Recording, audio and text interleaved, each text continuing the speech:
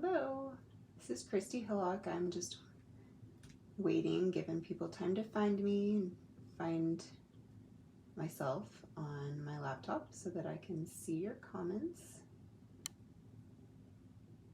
Let's do that.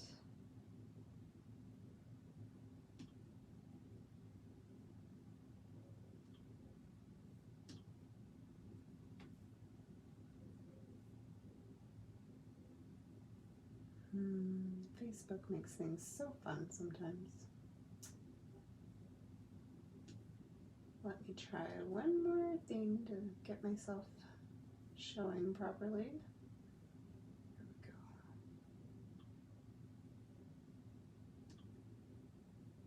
we go. Okay, I think I've got it. Oh, hey Julie, thank you for being on here. It's nice to see you. Okay, so I'll get started. My name is Christy Hillock. I'm an independent Stampin' Up! Demonstrator, and I'm located in Salt Lake City. And tonight I have another fun project to share with you. So just a few things to get going. First, our new catalog, our holiday catalog, started this week, and with it started the second celebration of the year, which is always exciting. With every $50 order that you place, you get a free product, and so you definitely don't want to miss out. This is also a great time to order, hey Aunt Pat, to order a prepaid paper pumpkin code, because then you earn rewards on those paper pumpkins that you're already buying. So things to keep in mind. Another thing, if you have ever thought about signing up as a demonstrator, there is no commitment. It's super simple. You get to be on my team, and I honestly don't do a ton of team stuff, but definitely I provide all the support that you can need, and anything, you know, we get together for classes and some other things.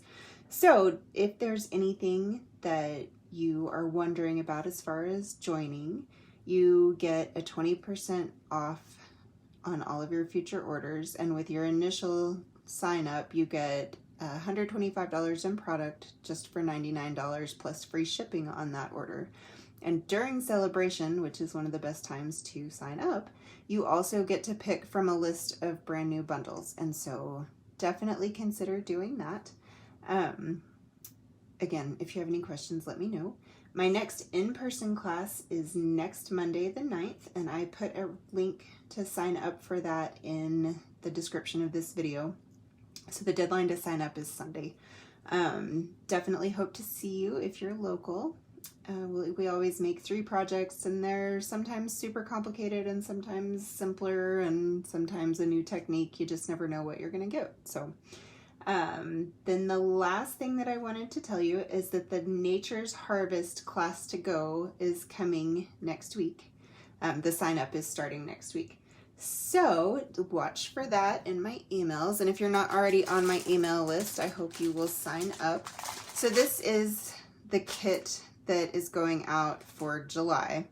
And so there's ribbon and embellishments, and then pre-cut cardstock, and a half a pack of designer series paper, as well as a little thank you from me. So I always include around $25 in product with my kits, and they're usually close to $40, $45. So I hope that you will consider signing up for those as well. And they also include a PDF with color pictures and step-by-step instructions. So, you know, hopefully they're fairly easy to follow, but if you do ever have questions, you can always ask as well. And with this last one, there's actually one fold that's kind of complicated, and so I did a video for that, so that'll be linked in the PDF. So, like I said, I provide a ton of support because I want you to enjoy crafting. So the last thing is that we do have the Hope Box paper pumpkin coming out. The deadline to sign up for this is next Tuesday. So beautiful kit. It was inspired by our founder, Shelly Gardner. And you'll make 9 cards, and then you'll also be able to decorate the box, whether it's for yourself or to give to someone, to fill with things that inspire you and energize you, help you feel emotionally connected and realize, you know, what's special in your life. So a very lovely kit.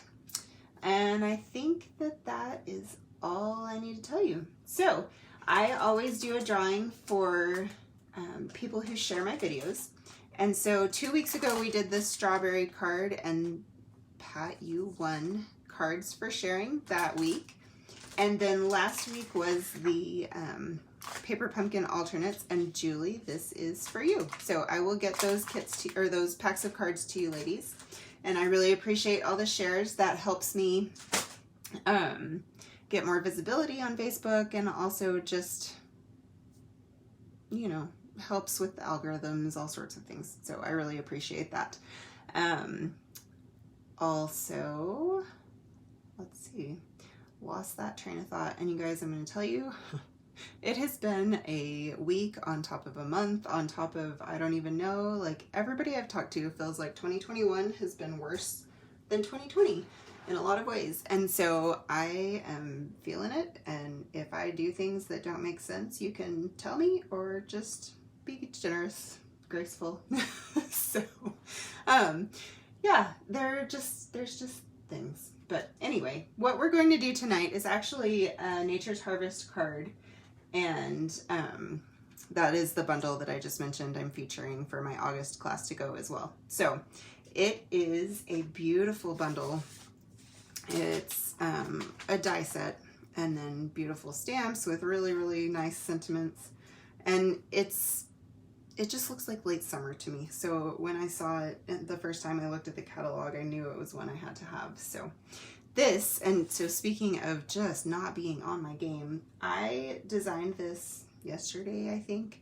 And I, you know, pulled out my stamps, pulled out my dies, and I was like, wow, there's just not a lot of dies in this, but those are really pretty, so whatever, I'll use them. And then tonight I was looking through the catalog. Oh, I'm glad you're excited. I was looking through the catalog to kind of figure out some other things, and I realized that there's this whole other sheet of dies in this bundle. So yeah, this actually does get cut out, I think. I haven't tried, but it looks like it should.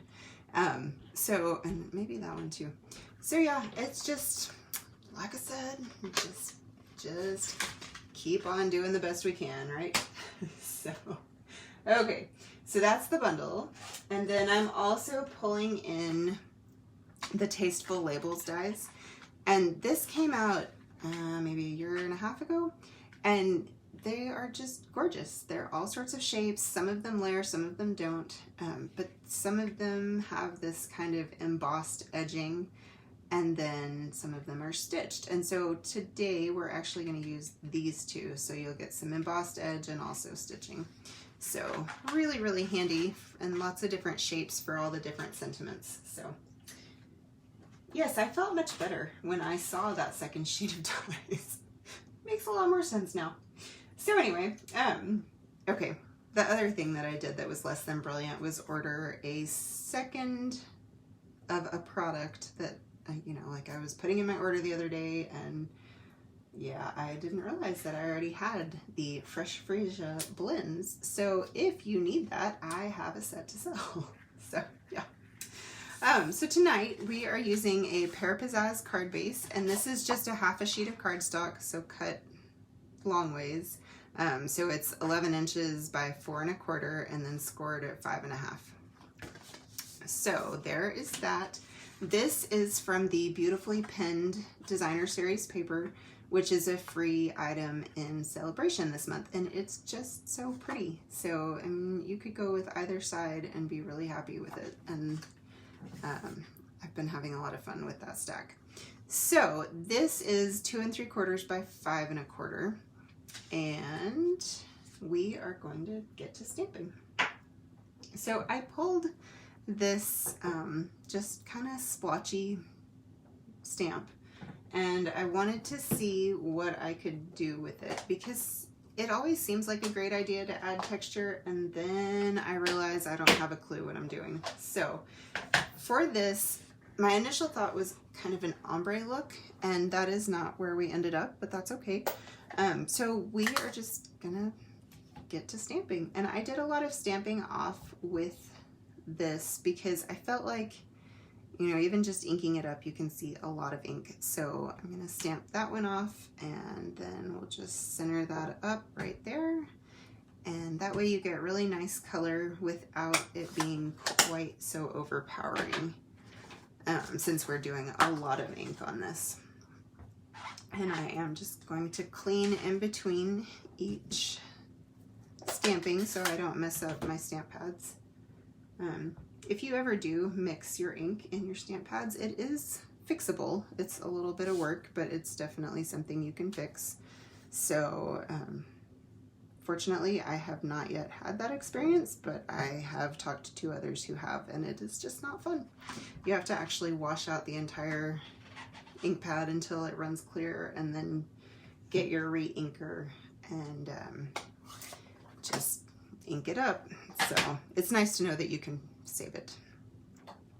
All right, so I don't know if I said, I did Misty Moonlight and then Pear Pizzazz, and both of those were stamped off. And now I've got Bumblebee, which I'm not huge on yellows, but this is one of my absolute favorite colors. I use it a ton. And I just think that it should maybe stick around next year when it's time for it to retire. If you aren't aware, our end colors we keep for 2 years and then they retire. So this is the second year with Bumblebee and Misty Moonlight, which is also a fantastic color. Okay, so then I need my pumpkin pie. And I think that maybe my ink pad is a little dry. So this one I'm not going to stamp off the way I've done the first 3. So I just want to make sure that I get it really, really inky, and I hope I'm not shaking the camera. And then I'll just go right there. And you could probably, I didn't measure, but I think you could probably do hinge stamping with this stamp if you had the stamparatus out. Since I'm re-inking each time, I just, with a different color, I just didn't even decide to mess with it, but it doesn't have to be perfectly straight anyway, since it's kind of all curvy and weird. So this is Blackberry Bliss, and I am going to stamp that off as well. And that will do us. So get this last one clean. My chamois is embarrassing. I've put so much ink into this thing, but I love it. I wash it every week with my towels, which are red just in case there's ink that bleeds. Oh, hey, Janie. And so even though it looks terrible, it is clean and it works really well. I just keep it in an empty stamp case so that it stays moist through the week. And then, yeah, it's so handy. So, okay, we've got that piece done. And then the last thing that I need to stamp is just my little sentiment here. And I know I've told you before, but pretty much the only cards I send are thank you and birthday. And every once in a while, a condolence card, which always makes me really sad. But we sure do seem to be sending out a lot of those lately. So this little, the font that they used in this stamp set, oh, flipped it over. I don't know, it kind of reminds me of like Thomas Jefferson's handwriting or something, and I don't really know where I'm getting that, but I just thought the font was really fun. So thank you here looks really nice, and it fit in that die really well. And then I've got a piece of Misty Moonlight that I will layer this onto here in a second when I start gluing. And that's really kind of it. So let's put all of these pieces together. If you see, I did already die cut I think it looks like a purple coneflower, which I have in my front flower bed, and I love them. And then this one, maybe a thistle, I don't know. And this looked like wheat to me. So that's kind of how I decided what colors to cut those in. This one, it's hard to tell, I think, on the video, but it also embosses. So there's petal lines and then the little dots up there and the leaf veins. So really, really nice dies, and they cut out so easily, which is, some of the more intricate ones can be tricky to get out of the die, so these were really no problem at all. So I'm just going to use my Stampin' Seal here and get this adhered to my card front, and I just kind of, I don't know, a little in the middle, a little in the corners. It's usually enough to hold it. And that's pretty straight, pretty close to centered. Seems like my card base isn't wanting to hold quite right, so let's just burnish that a little better. Okay, and then the next thing that I want to do is take all of these pieces. So I'm going to do the side pieces first, and they're just going to adhere right on that piece. And for this, I'm going to use my liquid glue and just do little dots, hopefully little dots in kind of all of these spots to hold it down well. You guys, I could go through these liquid glues like crazy. I mean, I swear I just replaced this one, but I'm glad you like them. Like I said, they just seem so beautiful end of summer, and I just can't even tell you how ready for end of summer I am, because especially, I mean, I'm tired of Jonah being home and bored, and you know, tired of the heat. But we went to Idaho last week, which is actually why that video of the paper pumpkin alternate was pre-recorded. We were up in Island Park, which is just, let's see, southwest of West Yellowstone, which is kind of the western entrance. And the weather up there, like, it rained every afternoon, and the highs were 75. It was gorgeous. And then I get back here and it was 99 today and smoky, and just, I don't know why I live here. It is just not fun. Although, from what I understand, Island Park would be awful in the winter. My brother-in-law races dogs. He's got a dog sled team. And that's how we found out about Island Park in the first place. He does a race in Ashton, which is like 10 minutes away, every winter. And he was telling us that the snows are, like, the banks of snow are just incredibly high. And yeah, I don't really need that. So pretty sure that if I was older and rich, I would be one of those with homes all over the place so that I could just go where the weather was good. So get this just right here. And so once you add all of these kind of focal elements, you don't notice the color splotches quite as much, but I think that they just really add a lot to the card. Oh, I'm glad you liked it.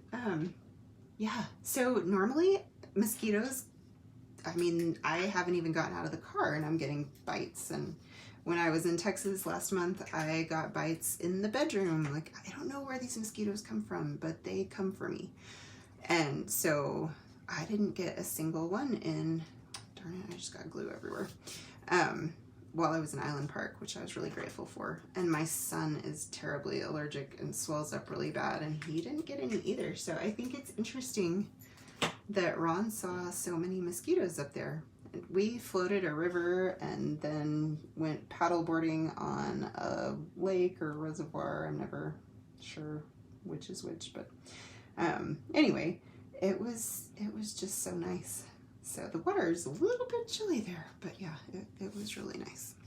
Okay, we're gonna glue this piece straight down to our flower bouquet here.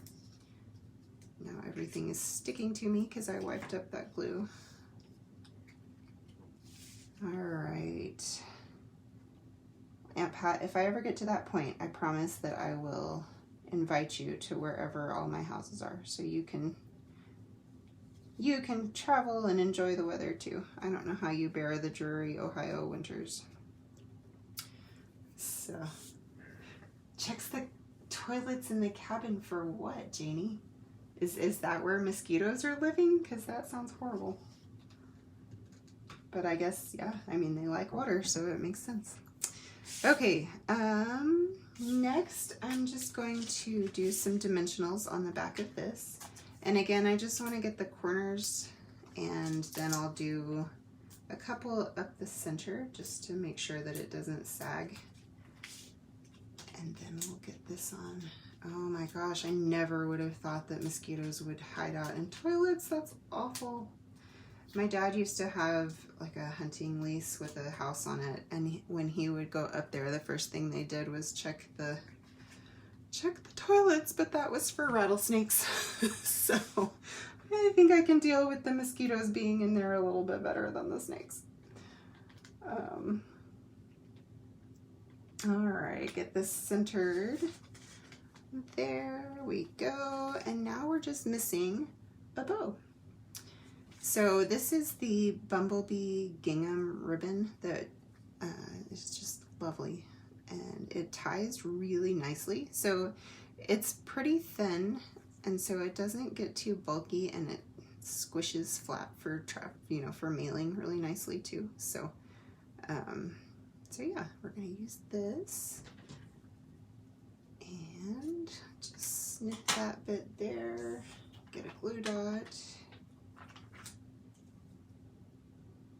And so my big order of the new catalog stuff came yesterday, and I was so tired last night I didn't even get to open it, which is a major bummer because I was really looking forward to it. But I did get to it this afternoon in spite of Emily's antics. And I realized that these matte decorative dots, which go with the Sweet Stockings bundle, so this is Cherry Cobbler, Bumblebee, Old Olive, and Evening Evergreen.